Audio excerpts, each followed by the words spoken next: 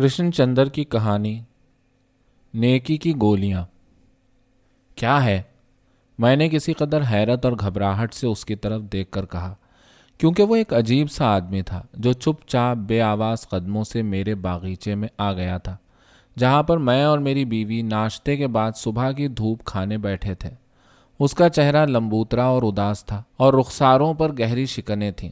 माथे पर पसीने के कतरे थे। उसकी बड़ी बड़ी खौफजदा आंखों में कुछ ऐसी घबराहट थी जैसे वो अभी अभी कहीं से कोई जुर्म करके आ रहा हो या जुर्म करने जा रहा हो। उसका लिबास भी बेहद अजीब था। वो इंतहाई सफ़ेद रंग का एक चोगा पहने हुए था। उसके पाँव में सफ़ेद चप्पल थे। अपने हाथ में वो सफ़ेद रंग का एक थैला उठाए हुए था। लेकिन उसके लिबास में सबसे अजीब उसके दो पर थे जो उसके कंधों पर उगे हुए मालूम होते थे। इंतहाई सफ़ेद, शफ़ाफ और नाजुक से पर दाएं बाएं दोनों कंधों पर बड़ी बेचैनी से फड़फड़ा रहे थे। क्या ये पर असली हैं? मैंने उससे पूछा। जी नहीं, वो अपने माथे से पसीना पोंछकर बोला। ये पर नायलॉन के हैं। क्या नायलॉन अब जन्नत में भी पहुंच गया? मेरी बीवी ने उससे पूछा। जी नहीं, उसने अपने फीके होठों से मुस्कुराने की फीकी कोशिश करते हुए कहा। मैं जन्नत से नहीं आ रहा हूँ। मैं एजाज केमिकल वर्क्स का सेल्समैन हूँ। ये पर तो हमारी कंपनी का ट्रेडमार्क है। लो, सुबह सुबह ये सेल्समैन गले पड़ा। मेरा दम अंदर ही अंदर घुट के रह गया, मगर अब बचाव की कोई सूरत नहीं थी क्योंकि अब वो मेरे सामने खड़ा था। इसलिए मजबूर होकर मुझे पूछना पड़ा, क्या बेचते हो? नेकी की गोलियां बेचता हूँ। नेकी की गोलियां? मैंने हैरत से तकरीबन चीख कर कहा। मेरी बीवी भी आंखें फाड़े बड़े अचंभे से उसकी तरफ देख रही थी, पर किसी कदर खफा होकर बोली, ये क्या मजाक है? मजाक नहीं है, हकीकत है, उसने बड़े ठंडे और संजीदा लहजे में जवाब दिया। हमारी कंपनी के साइंसदानों ने रिसर्च करते हुए हिमालय के पहाड़ों में से एक ऐसी बूटी दरियाफ्त की है जिसकी जड़ों में एक ऐसा हैरत अंगेज मादा पाया जाता है जिसे खाते ही आदमी नेक हो जाता है। नेक? मेरी बीवी ने बड़ी हैरत से पूछा, क्योंकि उसे यकीन नहीं आ रहा था। हाँ, नेक बख्त। हाँ, नेक बख्त, मैंने उसे समझाया। वो यही कह रहा है। तुम चुप रहो, तुमसे कौन पूछ रहा है? मेरी बीवी ने हाथ के इशारे से मुझे गोया ज़ेरे बहस मौजू से खारिज करते हुए कहा। किस तरह की नेकी? उसने फिर सेल्समैन से पूछा। वो बताने लगा, हर तरह की नेकी। आदमी का जहन खूबसूरत और नेक हो जाता है। यकलख्त उसके दिल में दूसरों के लिए नेक और उम्दा ख्याल आने लगते हैं। इंसान की सारी फितरी खुदगर्जी और कमीनगी और बेईमानी दूर हो जाती है। उसके मुजरिमाना अज़ाइम उसके तहत शऊर में बड़ी सख्ती से दबा दिए जाते हैं। यह दवा इस कदर मौसर है कि इसे खाकर आदमी कभी चोरी नहीं कर सकता, किसी का कत्ल नहीं कर सकता, किसी पर हमला नहीं कर सकता, किसी का बुरा नहीं सोच सकता। तो इसका तो ये मतलब है, मैंने उससे कहा, अगर सारी दुनिया के इंसान ये दवा खा लें तो दुनिया से बुराई नीज तो नाबूद हो जाए। कभी किसी पर कोई जुल्म ना हो, कभी कोई किसी का हक ना मारे, कभी कोई जंग ना हो। नज़रियाती तौर पर यह मुमकिन है, वो अपने पर फड़फड़ाते हुए बोला, लेकिन अमली तौर पर मुमकिन नहीं है, क्योंकि यह बूटी बहुत नायाब है और इसकी जड़ों से बहुत कम मादा निकलता है। तो क्या यह मुमकिन नहीं है कि इस नेकी की बूटी से वो मादा अलग कर लिया जाए और फिर इसके कीमियाई मुताले से बिल्कुल वही मादा, नेकी का मादा, मसनूई तौर पर तैयार कर लिया जाए, जैसे हमारे साइंसदानों ने सर्पगंधा बूटी से मसनूई मादा तैयार कर लिया है? हमारे साइंसदानों ने कोशिश तो बहुत की है, मगर वो अभी तक इसमें कामयाब नहीं हो सके। वो मादा तो बना लेते हैं, मगर नेकी बीच ही में कहीं से निकल जाती है और हाथ नहीं आती है। इसीलिए तो ये नेकी की गोलियां बहुत कीमती हैं। क्या भाव है इनका? मेरी बीवी की खरीदारी की नीयत हो रही थी। 24 रुपए में 2 गोलियों का सेट मिलता है। सेल्समैन ने थैले में हाथ डालकर एक छोटी सी शीशी निकाली। उसमें 2 गोलियां चमक रही थीं, सफ़ेद रंग की बिल्लोरी गोलियां, मटर के दाने के बराबर। सेल्समैन मेरी बीवी के सामने वो शीशी हिलाने लगा। जाओ जाओ, मैंने तुनक कर कहा, हमें नहीं चाहिए। 24 रुपये बहुत ज़्यादा है, मेरी बीवी भाव करते हुए बोली। 24 रुपये कुछ ज़्यादा नहीं है नेकी की गोलियों के लिए, सेल्समैन बोला। लोग तो हज़ारों बल्कि लाखों रुपए खर्च कर देते हैं नेक बनने के लिए। वो स्कूल खोलते हैं, चंदा देते हैं, मंदिर बनवाते हैं, तकरीर करते हैं, अखबारों में अपनी तस्वीर छपवाते हैं, दुश्मन से हाथ मिलाते हैं, अहमकों की पीठ थपकते हैं, किसी अकीदे के रस्से पर उल्टा लटक जाते हैं नेक बनने के लिए, مگر نیک نہیں بن سکتے۔ مگر یہ دوا صرف 24 روپے میں آپ کو نیک بنا سکتی ہے۔ اس کا کیا ثبوت ہے؟ میں نے اس سے پوچھا۔ اس نے پھر جھولے میں ہاتھ ڈالا اور اس میں سے پہلی شیشی سے بھی ایک چھوٹی شیشی نکالی جس میں ریت کے ذروں سے ذرا بڑے اور ساگودانے سے چھوٹے دانے بھرے ہوئے تھے۔ اس نے شیشی کا ڈاٹ کھول کر اپنی ہتھیلی پر 2 دانے نکالے اور ہتھیلی میرے سامنے پیش کرتے ہوئے کہا، ایک دانہ کھائیے۔ اور پھر میری بیوی کی طرف مخاطب ہو کر کہا، ایک دانہ آپ بھی کھائیے، کھائیے کھائیے، یہ سیمپل کی گولیاں بالکل مفت، نمونے کے لیے، دوا کا جادو دکھانے کے لیے، کھائیے اور کھاتے ہی 2 منٹ میں اس کا اثر دیکھیے۔ میری بیوی نے جلدی سے ایک دانہ اٹھا کے اپنے منہ میں ڈال لیا۔ دوسرا دانہ میں نے بھی کسی قدر ہچکچانے کے بعد اپنی بیوی کے اصرار پر منہ میں ڈال لیا۔ دانہ منہ میں آتے ہی گھل گیا۔ عجیب تلخ اور نمکین سا ذائقہ تھا۔ پھر ایک عجیب بات ہوئی، میرا دوران خون ایک دم دھیما پڑ گیا۔ اعصاب گویا بالائی کی تہوں میں جاتے ہوئے معلوم ہوئے۔ دل عجیب طریقے سے پگھلتا ہوا محسوس ہونے لگا۔ میری آنکھوں میں آنسو آنے لگے۔ اپنی بیوی کو دیکھ کر میں رقہ تامیز لہجے میں خود بخود بول پڑا، پیاری، میں تمہارا گنہگار ہوں۔ گزشتہ 20 سال سے میں تم سے طلاق لینے کی سوچ رہا تھا، مگر ہمت نہیں پڑتی تھی۔ میری بیوی اپنے آنسو پوچھتے ہوئے بولی، میں جانتی تھی ڈارلنگ، اور دل ہی دل میں تم کو کمینہ اور خود غرض سمجھتی رہی، یہ سوچ کر کہ یہ ہوس کا بندہ میری جوانی کے مزے لوٹ کر اب بڑھاپے میں مجھے دھتا بتانا چاہتا ہے۔ کئی دفعہ غصے میں میرا جی چاہا میں تمہارا گلا گھونٹ دوں۔ میں نے روتے ہوئے کہا، میں نے تو ایک دفعہ تقریباً سوتے میں تمہارا گلا گھونٹ ہی دیا تھا، مگر عین وقت پر میرے ہاتھ کانپ گئے۔ جانم، میں تمہارے لائق نہیں ہوں۔ نہیں، تم بہت اچھے ہو، وہ میرے گلے سے لگ کر بولی۔ بری تو میں ہوں، میں تمہیں کبھی کوئی سکھ نہ دے سکی۔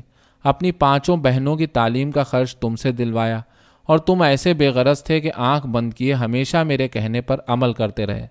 نہیں، میں بھی مکمل بے غرض نہ تھا جانم، میں اقبال کرتے ہوئے بولا۔ تمہاری بہنوں سے میرے تعلقات مکمل بے غرضی کے نہ تھے، شاید تم نہیں جانتی ہو، حالانکہ اب ان بیچاریوں کی شادی ہو چکی ہے، اور اب کچھ کہنا بھی نہ چاہیے، مگر کچھ مت کہو، میری بیوی میرے منہ پر ہاتھ رکھتے ہوئے بولی۔ میں سب جانتی ہوں، اور جانتے ہوئے بھی تمہیں سب کچھ معاف کرتی ہوں۔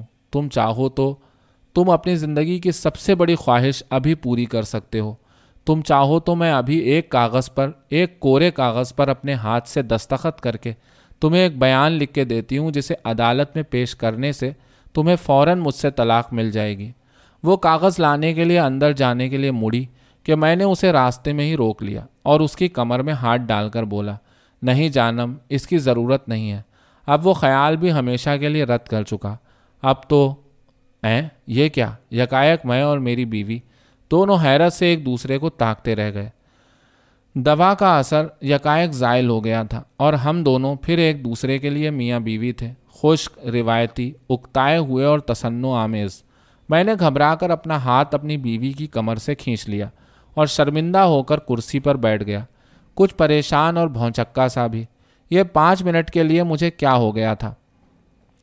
میں نے اپنی بیوی کی طرف دیکھا، وہ بھی سر جھکائے غالباً کچھ یہی سوچ رہی تھی۔ سونے کی دوا کا اثر صرف 3 منٹ تک رہتا ہے، سیلز مین بولا، مگر پوری گولی کھانے سے 3 گھنٹے تک اس کا اثر رہتا ہے۔ نیکی کے 3 گھنٹے کیا، 3 منٹ بھی بہت ہوتے ہیں، میں نے کہا۔ میں تو ڈر گیا تھا تمہاری اس دوا سے، مجھے نہیں چاہیے یہ دوا، میری بیوی بولی۔ میرے خیال میں تمہیں اس کی ضرورت پڑے گی، کبھی کبھی تم پر وحشت کا ایسا دورہ پڑتا ہے کہ میں ڈر جاتی ہوں، لے لو، تمہیں اس کی ضرورت ہے۔ ضرورت تو تمہیں بھی ہے، میں نے اس سے کہا، کبھی کبھی ایسی بد کلامی پر اتر آتی ہو کہ سارا محلہ کھڑا سنتا ہے۔ میں سمجھتا ہوں میں تمہارے لیے 2 گولیاں تو لے ہی لیتا ہوں، اور میں تمہارے لیے 2 گولیاں، میری بیوی نے کہا۔ جب سیلز مین ہمیں نیکی کی 2 شیشیاں دے کر 48 روپے لے چکا تو میں نے اس سے پوچھا، یہ گولیاں کب کھائی جائیں، اور پرہیز وغیرہ بھی بتاتے جاؤ۔ کسی پرہیز وغیرہ کی ضرورت نہیں ہے، وہ بولا۔ جب آپ نیک بننا چاہیں تب آپ ایک گولی کھا لیں، یا کسی دوسرے کو کھلا دیں جسے اس کی ضرورت ہو، مگر یہ خیال رہے کہ یہ گولی خالی پیٹ کم اثر کرتی ہے۔ تم ٹھیک کہتے ہو، میں نے مسکرا کر کہا، نیکی پیٹ بھرنے کے بعد ہی سوچ سکتی ہے۔ اگلے چند دنوں میں شہر میں کچھ ایسے حیرت انگیز واقعات اور حادثات ہوئے جن سے معلوم ہوتا تھا کہ نیکی کی گولیاں جگہ جگہ اپنا اثر دکھا رہی ہیں۔ ایک بنیے نے اعلان کیا کہ وہ اب تک آٹے میں لکڑی کا برادہ ڈال کر بیچتا رہا ہے۔ لکڑی کا برادہ بیچنے والے نے اعلان کیا کہ وہ لکڑی کے برادے میں گیروی مٹی ڈال کر سپلائی کرتا رہا ہے۔ گیروی مٹی سپلائی کرنے والے نے اقبال کیا کہ وہ گیروی مٹی میں گوبر کی راکھ ڈال کر بیچتا رہا ہے۔ نتیجے میں پبلک نے تینوں بنیوں کا بائیکاٹ کر دیا۔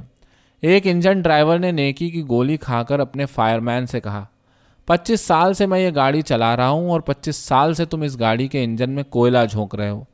میں یہ ظلم برداشت نہیں کر سکتا۔ آج سے تم گاڑی چلاؤ گے اور میں کوئلہ جھونکوں گا۔ فائر مین نے بھی نیکی کی گولی کھائی تھی۔ وہ رقت آمیز لہجے میں بولا، تمہیں مجھ پر رحم آتا ہے، مجھے اس انجن پر رحم آتا ہے۔ ذرا سوچو تو، 25 سال سے یہی ایک انجن اس گاڑی کو ڈھو رہا ہے۔ اس کے انجر پنجر ڈھیلے ہو چکے ہیں، مگر حکومت اسے آرام نہیں دیتی، اسے ریٹائر نہیں کرتی۔ کتنا بڑا ظلم ہے۔ تم بالکل ٹھیک کہتے ہو، انجن ڈرائیور سسکتے ہوئے بولا۔ واقعی اس انجن کو ریٹائر کر دینا چاہیے۔ میں ابھی اگلے اسٹیشن کے یارڈ میں پہنچ کر اس گاڑی کو روک دوں گا۔ اگلے اسٹیشن پر پہنچ کر انجن ڈرائیور نے گاڑی روک دی، انجن کو گاڑی سے الگ کر دیا اور ڈرائیور اور فائر مین دونوں بڈھے انجن کی بے بسی پر آنسو بہاتے رہے اور کسی طرح مسافروں کے کہنے پر گاڑی کو آگے لے جانے کے لیے تیار نہ ہوئے۔ ایک مسافر نے راہ چلتے ہوئے جیب کترے کو بلا کر اپنا بٹوا اس کے حوالے کر دیا۔ ایک فلم اسٹار نے اپنا بلیک کا روپیہ ظاہر کر دیا۔ انکم ٹیکس کے محکمے نے لینے سے انکار کر دیا کیونکہ دونوں نیکی کی گولیاں کھائے ہوئے تھے۔ دو بزنس مین نیکی کی گولیاں کھا کر بزنس کرنے بیٹھے۔ ایک لوہے کی مل کا مالک تھا، دوسرا مینگنیز کی کانوں کا۔ لوہے والے کو مینگنیز کی ضرورت تھی اور مینگنیز والے کو لوہے کی، کیونکہ وہ ایک بڑا گودام بنانا چاہتا تھا۔ قاعدے سے بزنس ٹھیک ہو جاتا، مگر چونکہ دونوں نیکی کی گولیاں کھائے ہوئے تھے اس لیے گفتگو کچھ اس طرح ہونے لگی۔ لوہے والے نے کہا، تم کو معلوم ہے رجاق بھائی، ہم نے پچھلے سودے میں تم کو 2 لاکھ کا دھوکہ دیا۔ مینگنیز والے نے کہا، مجھ کو معلوم ہے چمن سیٹ، مگر اس سے پہلے سودے میں ہم نے تم کو 3 لاکھ کا پھٹکا دیا، مگر میں آج تم کو 1 لاکھ واپس کرنے آیا ہوں۔ نہیں رجاق بھائی، میں نہیں لوں گا، تم کو لینا پڑے گا چمن سیٹ، خدا کی قسم، گناہ گار ہوں میں، گناہ گار، تم سے بھی بڑا گناہ گار، مگر آگے کو میں ایسا دھندا نہیں کروں گا۔ تم بولو تم کو کتنا مینگنیز چاہیے، میں دوں گا۔ تم بولو تم کو کتنا لوہا چاہیے، ساری مل تمہاری ہے۔ کیا بات کرتے ہو چمن سیٹ، جھوٹ نہیں بولتا ہوں، تم کو چاہیے تو ابھی تمہارے نام اکھی مل کر کے دیتا ہوں۔ میں اپنی کھان کا سارا مینگنیز تم کو دیتا ہوں، ابھی لے کے جاؤ، ابھی کا ابھی۔ وہ اس کی نہ مانے یہ اس کی نہ مانے۔ لوہے والے نے اپنی مل مینگنیز والے کو لکھ دی، مینگنیز والے نے اپنی کانیں لوہے والے کے سپرد کر دیں۔ دوسرے دن جب دونوں کو ہوش آیا تو معلوم ہوا کہ لوہے والا اب مینگنیز والا تھا اور مینگنیز والا لوہے والا، مگر لوہے والے کو پھر مینگنیز کی ضرورت تھی اور مینگنیز والے کو لوہے کی، اس لیے معاملہ جوں کا توں رہا۔ بزنس کیا ہوا؟ ایک وزیر نے نیکی کی گولی کھا کر پریس کانفرنس بلائی اور اعلان کیا کہ اس نے اب تک اپنی گھپلے بازی سے 2 کروڑ روپیہ جمع کیا ہے اور یہ سب کا سب سوئٹزرلینڈ کے ایک بینک میں خفیہ طور پر جمع ہے۔ نیکی کی گولی کھانے کے 3 گھنٹے بعد جب اسے ہوش آیا تو اس نے پستول کی گولی کھا لی۔ آخری واقعے سے حکومت بھی متاثر ہو کر سخت اقدام کرنے پر مجبور ہو گئی۔ پارلیمنٹ نے بل پاس کر دیا کہ جو شخص بھی نیکی کی گولی خریدتا یا بیچتا پکڑا جائے گا اسے 3 سال کی سزا دی جائے گی۔ نیکی کی گولیاں کھانے والے کو 5 سال کی سزا دی جائے گی۔ حکومت نے اعجاز کیمیکل ورکس کی بلڈنگ ضبط کر لی، گولیوں کو سمندر میں بہا دیا اور سائنسدانوں کو ایک صحرائی علاقے میں جلا وطن کر دیا۔ تب جا کے کہیں ملک میں امن و امان قائم ہوا۔ نیکی کے خلاف حکومت کے قانون کو نافذ ہوئے 7 ماہ ہو گئے تھے کہ میرے پاس ایک روز پھر وہی نائلون کا فرشتہ آیا، لیکن اب اس کے پر غائب تھے، چوغا بھی بدلا ہوا تھا اور جھولا بھی غائب تھا۔ اب کیا کرتے ہو؟ میں نے اس سے پوچھا۔ نیکی کی گولیاں اسمگل کرتا ہوں، اس نے آہستہ سے جواب دیا اور اپنے حلق کے اندر ہاتھ ڈال کر دائیں گال کی جانب سے ربڑ کی ایک چھوٹی سی تھیلی برآمد کی۔ اس تھیلی کے اندر زپ لگی ہوئی تھی۔ زپ کھول کر اس نے وہی سفید سفید گولیاں برآمد کی، نیکی کی گولیاں۔ ہٹاؤ، مجھے نہیں چاہیے تمہاری نیکی کی گولیاں، میں نے انکار میں سر ہلا دیا۔ وہ بڑی رازداری سے میرے قریب جھکا اور جھک کر سرگوشی میں کہنے لگا، اب ہمارے سائنسدانوں نے بدی کی گولیاں بھی دریافت کر لی ہیں۔ بدی کی گولیاں؟ میں نے حیرت سے پوچھا۔ جی ہاں، وہ مسکرا کر بولا۔ پھر اس نے اپنے حلق میں انگلی ڈال کر بائیں گال کی جانب سے ربڑ کی دوسری تھیلی برآمد کی۔ اس کا زپ کھول کر اس میں سے دوسری گولیاں مجھے دکھائیں۔ ان گولیوں کے کھانے سے آپ پر نیکی کی کسی گولی کا اثر نہیں ہو سکتا۔ وہ بڑے فخر کے ساتھ بولا۔ بہت خوب، میں نے تضحیک سے اس کی طرف دیکھتے ہوئے کہا۔ مگر پھر نیکی کی گولیاں کھانے سے کیا فائدہ؟ وہ بولا۔ خود بدی کی گولی کھائیے، دوسروں کو نیکی کی گولی کھانے کی تلقین کیجیے، اس سے بزنس میں ہمیشہ فائدہ ہوگا۔ کتنے پیکٹ دوں؟